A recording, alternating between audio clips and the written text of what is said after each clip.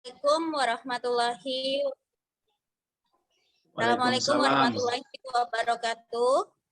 Waalaikumsalam Waalaikumsalam warahmatullahi warahmatullahi wabarakatuh. wabarakatuh. Salam sejahtera untuk kalian semua. Semoga kalian dapat selalu sehat walafiat. Untuk pembelajaran Amin. hari ini, kita akan masuk ke dalam pencemaran lingkungan hidup. Sebelumnya, kalian sudah mempelajari dan Ibu sudah menyuruh kalian untuk membaca kembali untuk bab pencemaran. Mohon sekarang kalian lihat kembali babnya, kemudian perhatikan video pada tayangan berikut ini.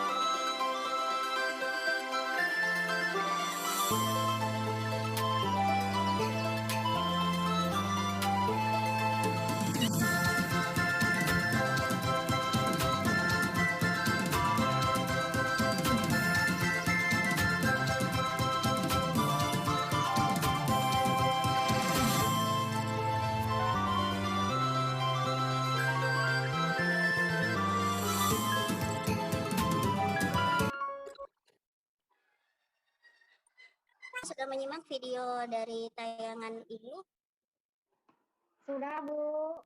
Apa saja yang bisa kalian peroleh dari permasalahan yang ada di video tersebut? Saya, Bu. Ya, silahkan. Ya, telah terjadi pencemaran lingkungan, Bu. Ya, benar. Pencemaran apa saja sih sebenarnya? Siapa yang bisa tolong bantu?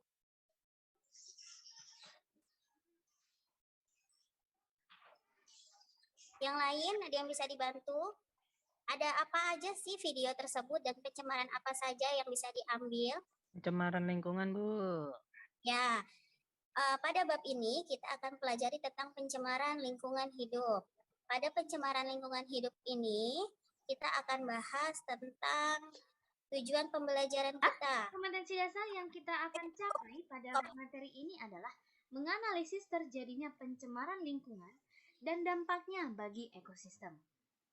Dan tujuan pembelajaran kita adalah kita akan mengamati berbagai pencemaran lingkungan di sekitar kita dan kita akan mengumpulkan informasi serta menganalisis apa yang menjadi penyebab dampak dari pencemaran udara, air, tanah bagi ekosistem.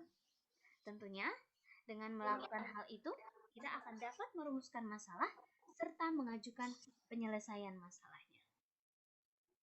Baiklah, sebelumnya kita pahami dulu apa pengertian dari lingkungan tersebut.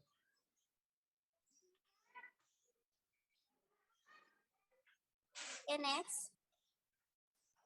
Pengertian dari lingkungan yang Ada beberapa faktor yang mempengaruhi. Oke.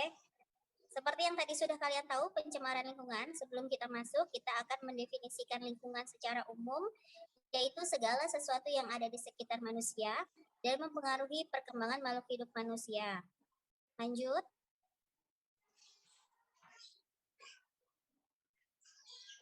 Ada beberapa faktor yang mempengaruhi terjadinya perubahan pada lingkungan. Faktor yang pertama adalah kepadatan populasi dalam komunitas. Yang kedua, aktivitas manusia terhadap hutan. Yang ketiga, pencemaran lingkungan.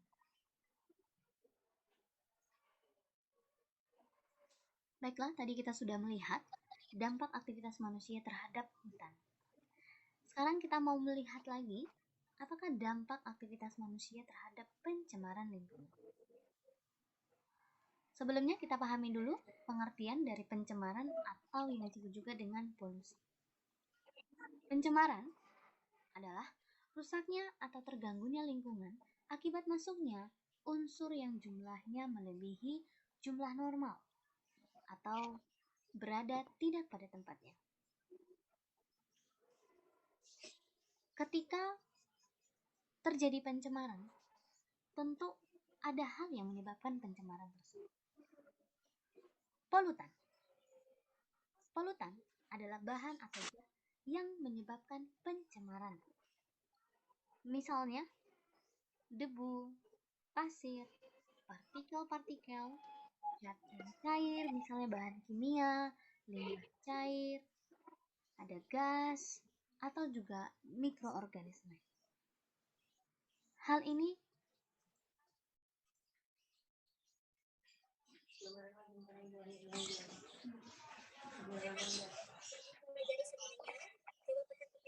video yang ada pada tayangan tersebut.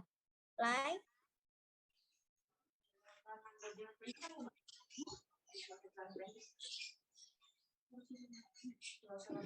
Like, Marta. Ini cuma gambar, Bu. Bukan video. Itu gambar. Oh. Oke, kita masuk.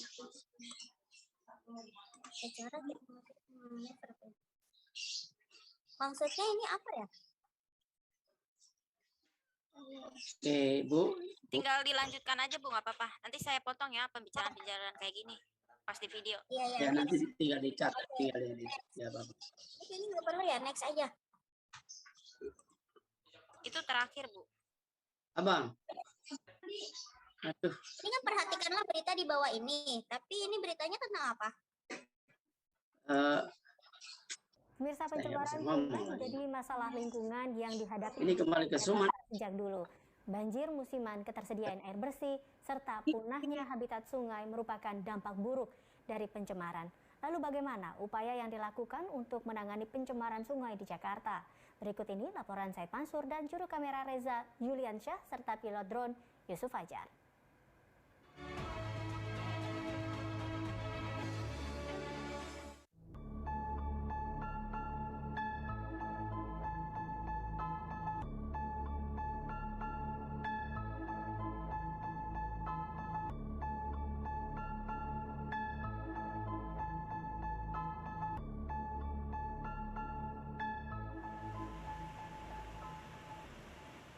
Seperti ini salah satu kondisi aliran sungai yang ada di Jakarta.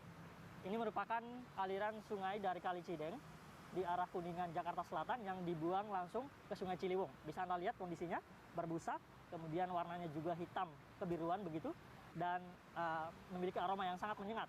Sebagian besar kondisi air sungai di Jakarta masih dalam kondisi tercemar berat. Kementerian Lingkungan Hidup dan Kehutanan mencatat 59% sungai di Indonesia saat ini tercemar berat.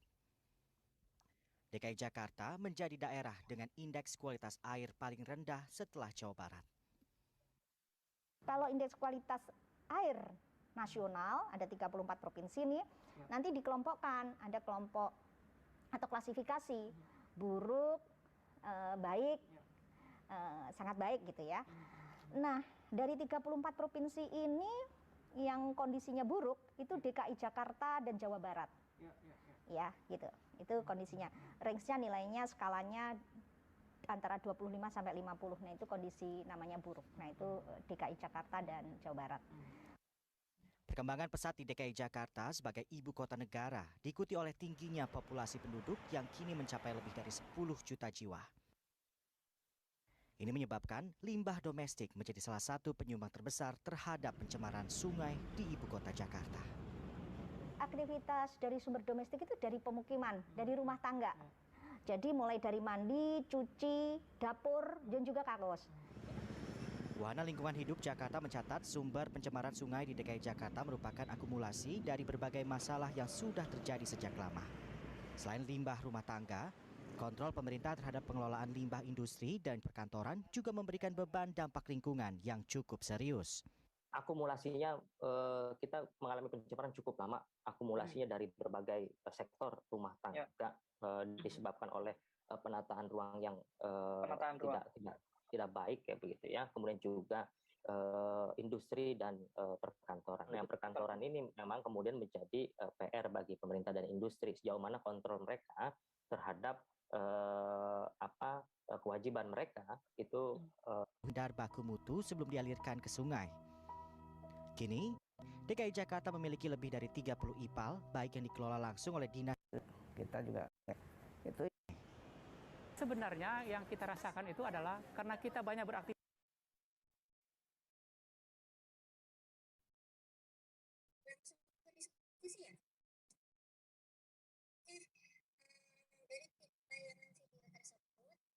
Termasuk buat kelompok, tolong diskusi kelompok.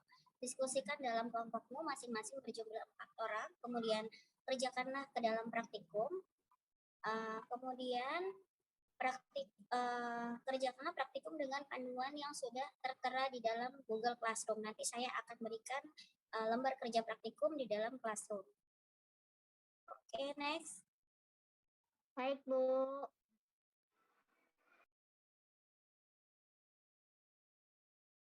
Terima kasih atas perhatiannya. Terima kasih atas. Oke, ini bahan dan alat prakteknya. Yang pertama ada ikan, ada air keran atau air bening.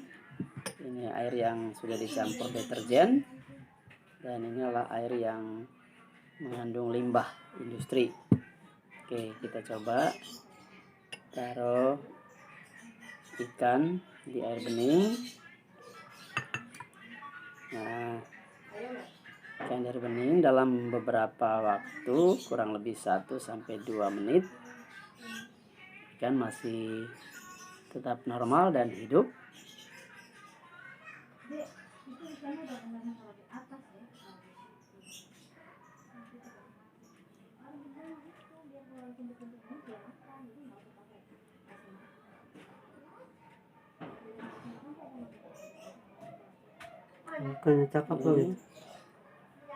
Kita coba masukin ikan yang airnya sudah dicampur dengan deterjen.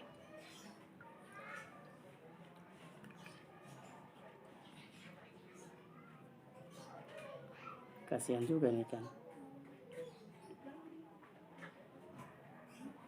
Oke, ikannya akan kelihatan mulai lemas.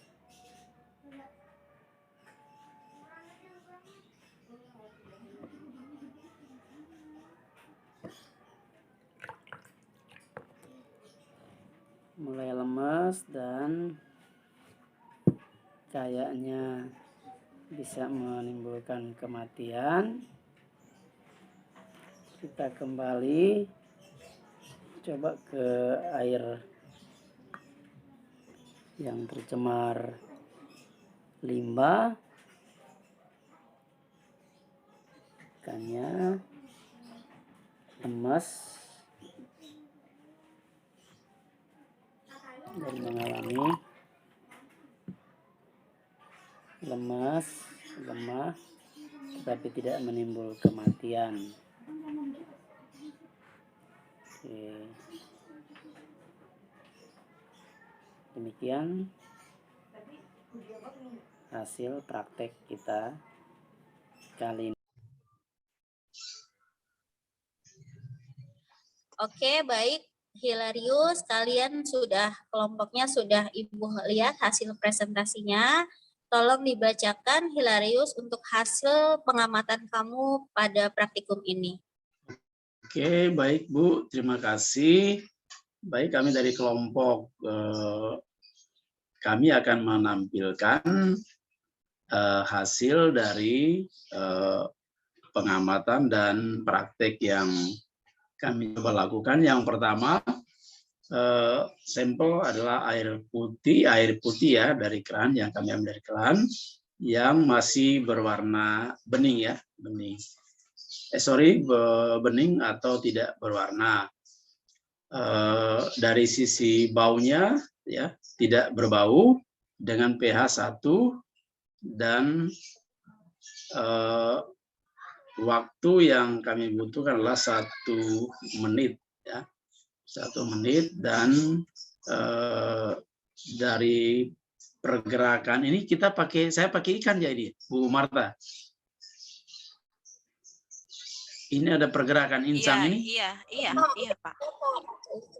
Oke, jadi saya coba masukkan ikan ya ke dalam air bening ini dalam jangka waktu 1 menit sampai 2 menit dan hasilnya ikannya masih normal, masih hidup ya. Percobaan kedua, kalau air ini sudah dicampuri dengan apa sih namanya kalau deterjen itu? Limbah ya? Limbah. Ya, larutan deterjen, Pak. Oke. Boleh apa aja, Kita ya. coba dengan campuran larutan deterjen dan ternyata perubahan warna pada air itu menjadi biru dan berbusa. Nah, di sini air berubah berbau ya, berbau wangi. Berikut untuk pH-nya masuk ke pH 13. Nah, waktu yang digunakan sama 1 sampai 2 menit. Yang pertama agak lemah dalam 1 menit. Kondisinya agak lemah dan yang waktu masuk ke 2 menit berikutnya dan dampaknya ikan sudah mengalami kematian. Nah, berikut lagi ada contoh dengan menggunakan air sungai. Air sungai di sini air berwarna hitam, kotor ya dan butek ya. Berbau tidak sedap dan baunya agak busuk. pH-nya memasuki 5 dan jangka waktu 1 menit masih biasa. Memasuki waktu 2 menit ke atas ikan sudah mulai lemah. Nah, dari eksperimen ini kita bisa melihat bahwa dengan pencemaran lingkungan ya yang kita membuat contoh dari air keran, ini kita bisa melihat dampak ya dari ikan ini masih tetap normal, sedangkan kalau tercemar dengan deterjen berarti ikan sudah mulai tahap lemah dan sampai akhirnya mati. Dan untuk air sungai sendiri kalau sudah tercemar dia akan sampai pada tahap awal biasa dan masuk ke beberapa menit kemudian akan menjadi lemah. Kira-kira kalau dari pengamatan dan hasil praktek kami yang kami dapatkan seperti itu, Bu. Terima kasih. Ya, terima kasih terima kasih Harius atas presentasinya. Tapi tolong untuk disimpulkan Pak, tolong untuk praktek ini kesimpulannya apa ya dari kelompok Hilarius ini? Baik, kesimpulannya akan dijelaskan oleh teman saya Marta. Silakan Marta jelaskan, bisa dijelaskan kesimpulannya. Kan jadi kita bareng-bareng gitu loh, nggak saya sendiri. Baik Bu, untuk kesimpulan dari kelompok yaitu setelah kita melakukan percobaan tersebut bisa disimpulkan bahwa makhluk hidup yang jika sudah tercemar hidup dalam suatu tempat yang sudah tercemar polutan akan mengakibatkan kematian. Maka dari itu semua perlunya kesadaran manusia untuk menjaga kelestarian lingkungan supaya tidak lagi tercemar. Nah, baik, terima kasih Marta atas presentasinya dengan Hilarius. Semoga kelompok yang lain juga mempunyai jawaban dan hasil yang tidak beda jauh dengan hasil yang sudah dipaparkan oleh kelompok ini. Untuk selanjutnya gimana nih? Gimana nih? Tadi sudah kan pemaparan itu? Jadi Selanjutnya udah selesai, Bu, tinggal ditutup aja. Baru kasih motivasi di sini ya. oh, yang tadi bukan yang udah ya penutupan yang saya bilang untuk Mungkin lebih bagus lagi, Bu. hasil. Diulang, siapa tahu lebih bagus lagi. Iya, di sini harusnya. Oh ya udah. Terima kasih atas hasil dari praktikum yang sudah dipaparkan, yang sudah dipresentasikan dari kelompok Hilarius dan Marta. Semoga kalian dapat mengetahui manfaat dari kesimpulan praktik yang sudah kita lakukan. Mohon untuk tugas dikumpulkan tepat waktu dan dikerjakan dengan sebaik-baiknya. Kemudian untuk pelajaran selanjutnya, Ibu akan sampaikan ke dalam Google Classroom. Mohon dilihat untuk Google Classroom kalian. Ibu rasa Baik, cukup Bu. praktikum kita. Ya, Ibu rasa. Baik, terima kasih, Bu. Ibu rasa cukup praktikum kita pada hari ini. Terima kasih atas perhatiannya. Terima kasih atas kerjasamanya untuk melakukan praktikum pada bab pencemaran lingkungan hidup. Ibu akhiri mata pelajaran kita hari ini. Wabillahi taufiq wa hidayah. Wassalamualaikum warahmatullahi wabarakatuh. Waalaikumsalam warahmatullahi Terima kasih, wabarakatuh. Bu.